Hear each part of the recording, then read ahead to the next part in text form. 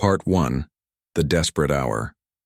The emergency klaxons screamed through Starbase Omega like the death cries of a dying civilization.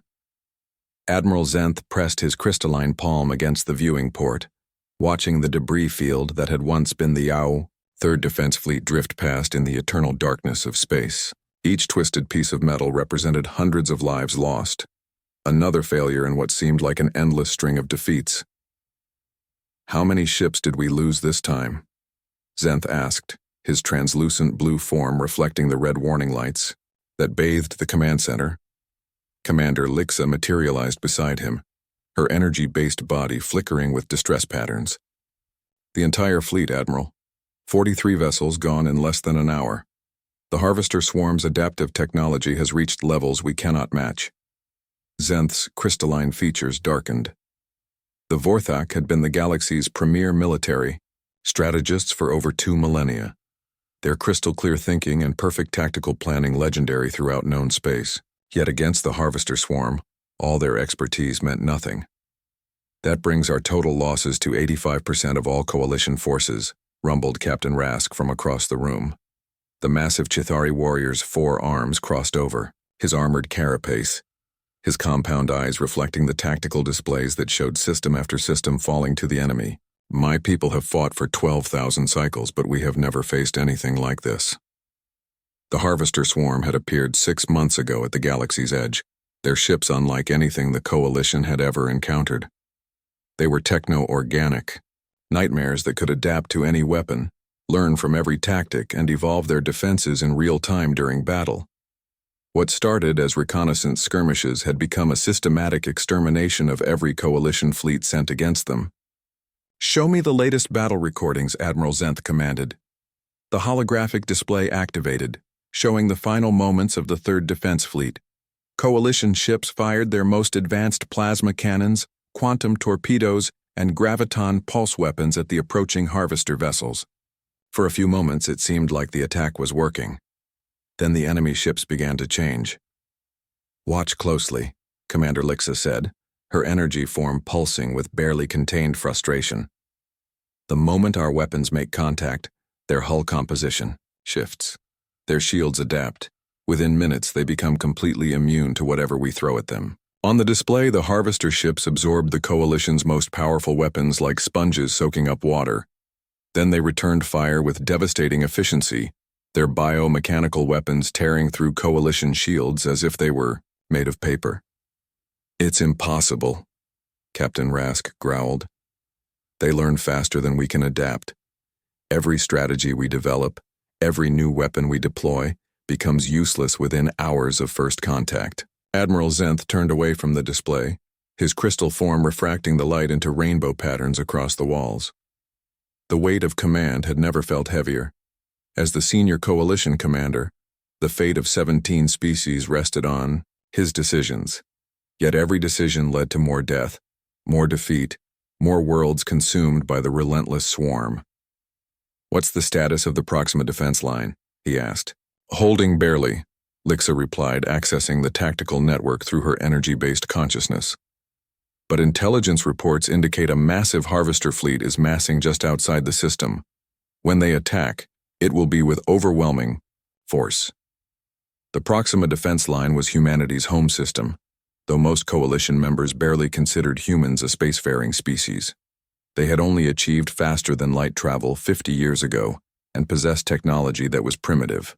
Compared to the great galactic civilizations, Earth had volunteered to serve as the Coalition's final fallback position, largely because no one expected the Harvesters to waste time consuming such a technologically backward world. "Admiral," Lieutenant Vex announced from his communications station, his tentacled form writhing with excitement. "We're receiving a transmission from the Sol system. It's unusual." "Put it through," Zenth ordered. The holographic display shimmered and resolved into the image of a human male wearing a simple military uniform. He had short gray hair, calm brown eyes, and an expression of quiet confidence that seemed almost absurd given the circumstances. "Coalition Command, this is Admiral Marcus Kane of the Earth Defense Force. We've been monitoring your situation and are prepared to offer assistance." The command center fell silent. Commander Lixa's energy patterns flickered with what might have been amusement. Captain Rask's compound eyes focused on the human with predatory interest. Admiral Kane, Zenth replied diplomatically.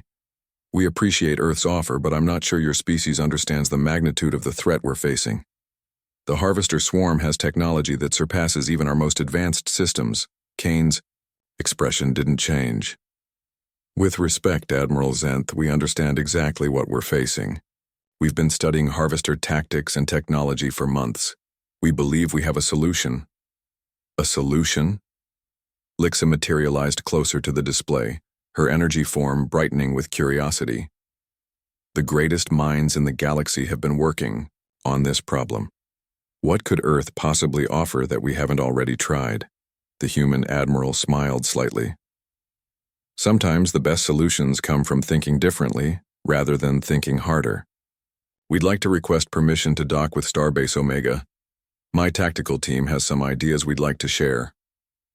Captain Rask leaned forward, his mandibles clicking with skepticism. Human, your species has been spacefaring for less than a galactic cycle. Your weapons are primitive kinetic projectiles and chemical explosives. How could such basic technology challenge an enemy that adapts to our most sophisticated weapons?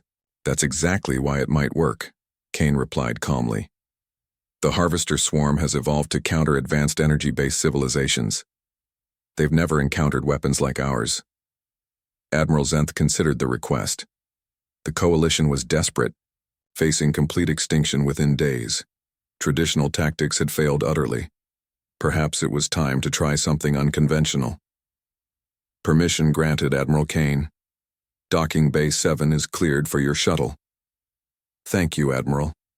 One more. We're not coming alone. The Earth Defense Force fleet is en route to Proxima. We should be fully assembled within 6 hours. The transmission ended, leaving the coalition commanders in stunned silence.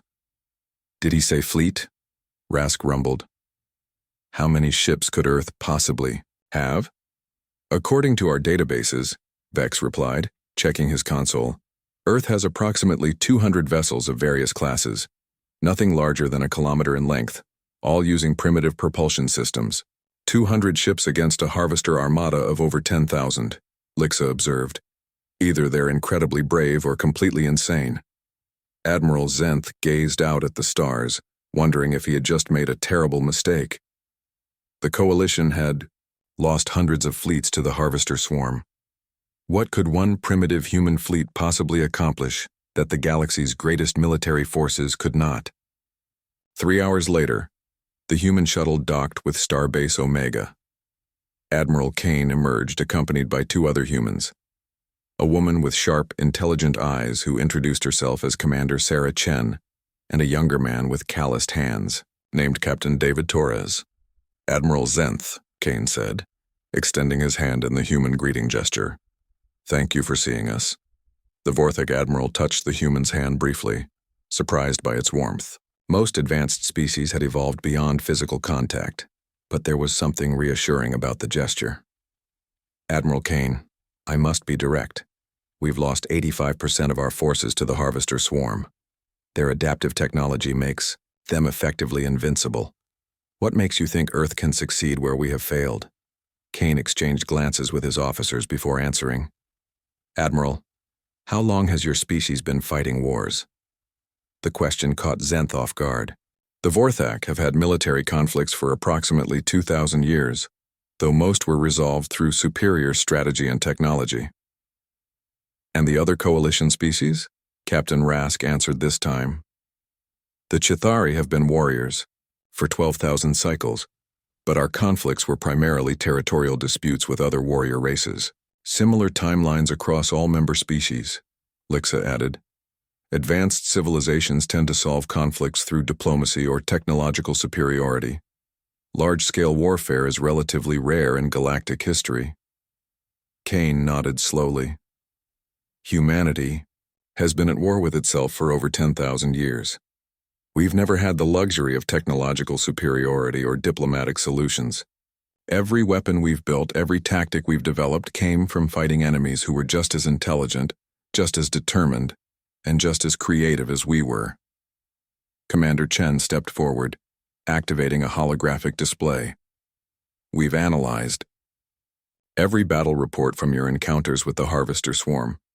Your weapons are more advanced than theirs, but they all operate on similar principles: energy projection, matter manipulation, quantum effects. The Harvesters evolved to counter exactly these types of weapons. Not just useless, Kane replied. Their adaptation protocols will actually work against them. When they try to analyze kinetic threats, it creates processing conflicts with their other defensive systems. We've run simulations based on your battle data. Simulations are one thing, Lixa observed, her energy patterns flickering with cautious optimism. Combat is another entirely. Kane checked his chronometer. The Earth Defense Force should be arriving soon. Would you like to see our ships, Admiral? They moved to the main observation deck as space filled with the flash of arriving vessels. The human fleet materialized from hyperspace in perfect formation, sleek gray ships with angular designs that looked more like weapons than spacecraft. By the crystals, Zenth whispered. There are so many of them. 400 ships, Kane said quietly. Every vessel Earth could spare, with crews who volunteered for what might be a one-way mission. Captain Rask studied the human fleet with professional interest. They're smaller than I expected, but there's something about their formation. They're hunting packs, Torres explained. Each group operates independently but coordinates with the others. We learned this from studying wolf behavior on Earth. You pattern your military tactics after predatory animals? Lixa asked, fascinated. Among other things, Kane replied. Humans learned warfare from nature, from history, from necessity. We've had to be creative to survive. A communication alert sounded throughout the station. Lieutenant Vex's tentacles writhed with alarm as he processed the incoming data. Admiral, long-range sensors are detecting the Harvester fleet. They're moving toward Proxima. Estimated arrival, 18 hours. The moment of truth was approaching. Admiral Zenth looked at the human fleet, then at Kane's calm, confident face. Admiral Kane, he said slowly, I'm placing coalition forces under your tactical command. Show us what humanity can do. Kane nodded gravely. Admiral, you're about to discover what happens when Earth goes to war. The turning tide. The Harvester fleet dropped out of hyperspace like a plague of mechanical locusts, their biotechnological ships stretching across the darkness in formations that hurt to look at directly. Admiral Zenth counted over 8,000 vessels, each one larger than the biggest coalition dreadnoughts, their hulls pulsing with organic veins of light that spoke of terrible intelligence. They're beautiful, Commander Lixa whispered, her energy form flickering with involuntary admiration, and absolutely terrifying. Captain Rask's forearms checked his weapon systems automatically, though he knew conventional arms would be useless against the approaching nightmare. I count 12 Apex-class devourers in their front ranks. Each one has consumed entire fleets. Admiral, Kane stood calmly on the bridge of his flagship, the EDF Indomitable, watching the enemy approach with the same expression he might use to observe weather patterns. His human crew worked around him with quiet efficiency, their movements lacking the desperate energy that had characterized coalition forces in recent battles. All human vessels assume attack formation Delta, Kane commanded. Coalition ships take positions behind our screening elements. You'll know when to engage. Admiral Zenth, observing from the coalition command ship, felt his crystal form vibrate. With tension, the human fleet was spreading out in patterns that seemed almost random, small groups of ships scattering like frightened prey animals. It looked like the opposite of proper military formation. What are they doing? He asked Commander Chen, who had remained aboard the coalition flagship as a liaison. Creating chaos, she replied simply. The Harvesters are used to fighting organized formations with predictable tactics. Admiral Kane is giving them something they've never encountered before. The largest Harvester ship, a massive organism-machine hybrid designated as a prime devourer, sent out a communication pulse. The translation system struggled with the alien concepts, but the meaning was clear. Confident superiority, mixed with contempt for the small flesh creatures that dared to oppose them. Your energy signatures are weak, the translated message read. Your technology is primitive. We will consume your knowledge and grow stronger from your defeat. Surrender now and your death will be swift. Kane's response was broadcast on all frequencies, his voice carrying across space with unwavering determination.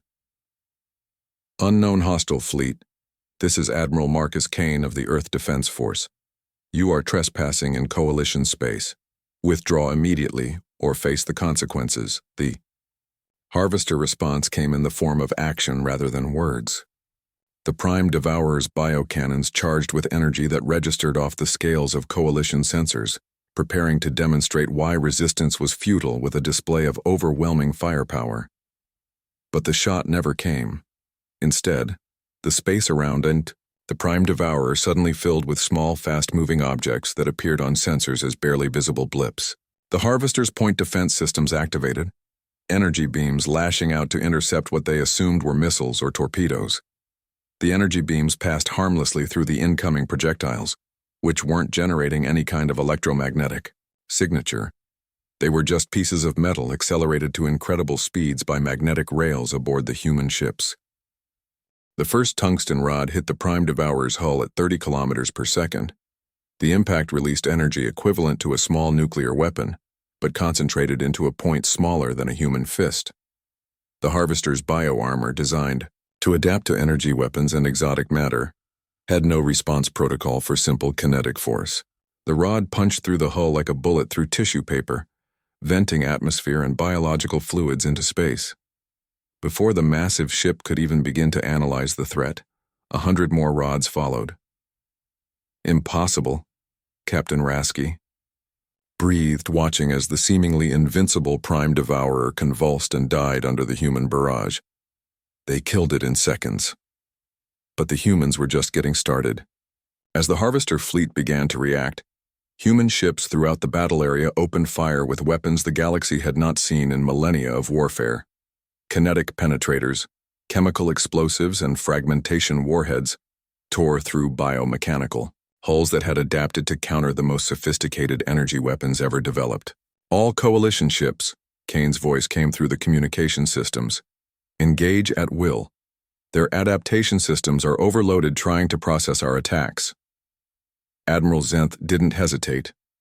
All vessels, full assault.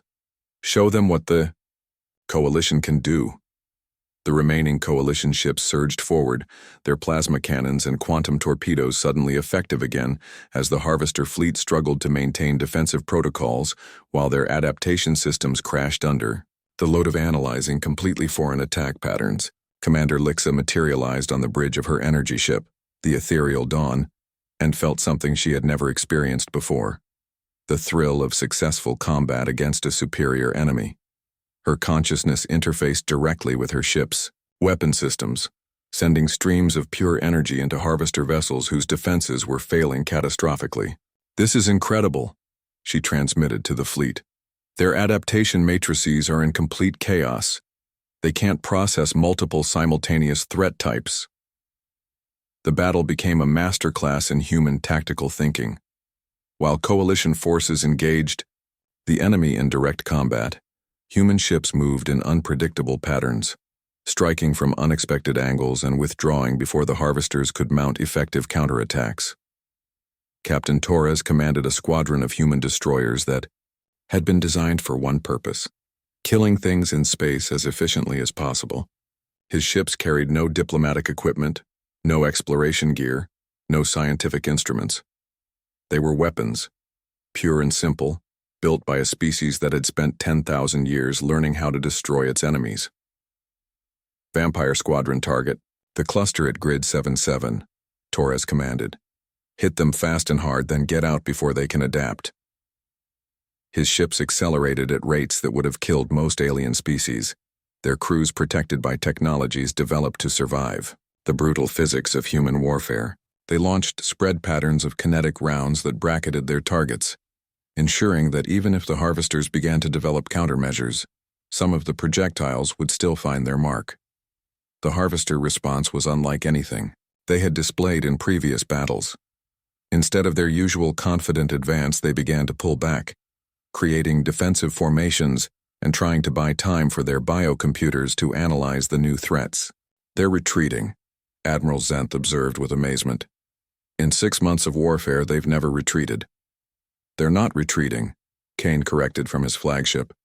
"They're adapting, but adaptation takes time, and we're not going to give them any." The human admiral's next order surprised everyone listening. "All ships prepare for close assault. We're going in." Captain Rask's compound eyes widened in disbelief. "Close assault? Against bio-ships designed for boarding combat?" Commander Chen smiled grimly. "The Harvesters evolved to fight advanced civilizations that prefer long-range combat. They've never faced an enemy that actively seeks close-quarters battle."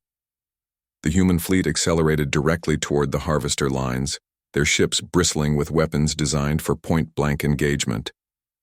As they closed the distance, the true genius of human military thinking became apparent. The Harvesters had adapted their defenses based on the assumption that their enemies would try to avoid close combat. Their bio-armor was designed to absorb energy at range, their weapon systems optimized for long-distance engagement. When the human ships closed to knife-fighting range, they found the enemy vessels were actually more vulnerable than they had been at long distance. Human Marines wearing powered armor that looked primitive compared to Coalition technology, but was actually optimized for the brutal realities of boarding combat, began launching assault pods at Harvester vessels. The aliens had never encountered enemies that were willing to physically invade their ships and fight hand-to-hand in cramped corridors. "Boarding action successful on Target 7, reported Major Sarah Kim from inside a Harvester bioship. "These things weren't designed for internal defense. Their corridors are too wide, their bulkheads too thin. It's like they never expected anyone to actually come inside." The psychological impact on the Harvester fleet was devastating. For the first time in their existence, they were facing enemies who couldn't be countered by technological adaptation. Human unpredictability, creativity, and sheer aggressive determination were variables their biocomputers couldn't process. As the battle continued, the true scope of human military preparation became clear. Every weapon system, every tactic, every piece of equipment had been designed based on 10,000 years of warfare against enemies just as intelligent and capable as themselves. The humans had never had the luxury of technological superiority. They had learned to win through innovation, determination, and the willingness to take risks that other species would consider suicidal. Admiral Zenth watched as human fighters, no larger than Coalition shuttles, dove through Harvester formation like ancient predators hunting in packs.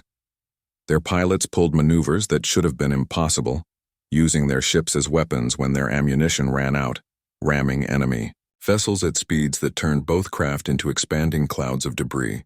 "They're dying," he said quietly. Kane's voice was steady when he replied, "Yes, but they're taking the enemy with them, and they're buying time for the rest of the fleet to finish the job." The climax of the battle came when the remaining Harvester command ships attempted to withdraw, their biocomputers finally recognizing that they faced an enemy they couldn't simply adapt to defeat. But the human fleet had anticipated this move, positioning ships to cut off escape routes and force the enemy into a final, decisive engagement. "All ships, converge on the command cluster," Kane ordered. "End this." The final assault was a symphony of destruction. Coalition energy weapons, freed from Harvester countermeasures by human kinetic attacks, tore through biomechanical hulls. Human missiles and railguns delivered precise killing blows to vital systems. And through it all, human fighters and assault ships pressed their attacks with a ferocity that left the surviving Harvester vessels unable to maintain cohesion. When the last enemy ship went dark, the combined fleet found itself surrounded by the debris of what had once been an unstoppable armada. The Harvester swarm, for the first time in their existence, had been not merely defeated, but completely annihilated. "Battle assessment," Admiral Kane requested from his bridge crew. "Harvester fleet 100% destroyed," his tactical officer reported. "Coalition losses, minimal. Human losses, 37% casualties, But mission accomplished. Admiral Zenth materialized on the bridge of the Indomitable through quantum teleportation, his crystalline form reflecting the satisfaction he felt for the first time in months. "Admiral Kane," he said formally, "the Coalition owes humanity a debt that can never be repaid." Kane shook his head. "No debt, Admiral. We're all in this together now. But this was just one fleet. The Harvester swarm spans multiple galaxies. If we're going to win this war, we'll need to work together." Commander Lixa's energy form appeared alongside Zenth's crystal body. "What do you propose?" "A new alliance," Kane replied. "One based, not on technological superiority or advanced civilizations, but on the willingness to adapt, to innovate, and to fight for survival no matter the odds." Captain Rask, who had observed the entire battle with growing respect for human warriors, stepped forward. "The Chithari would be honored to fight alongside Earth. Your species has shown us what true warrior spirit looks like." As the combined fleet began the process of rescuing survivors and salvaging useful technology from the battlefield, a new chapter in galactic history was beginning.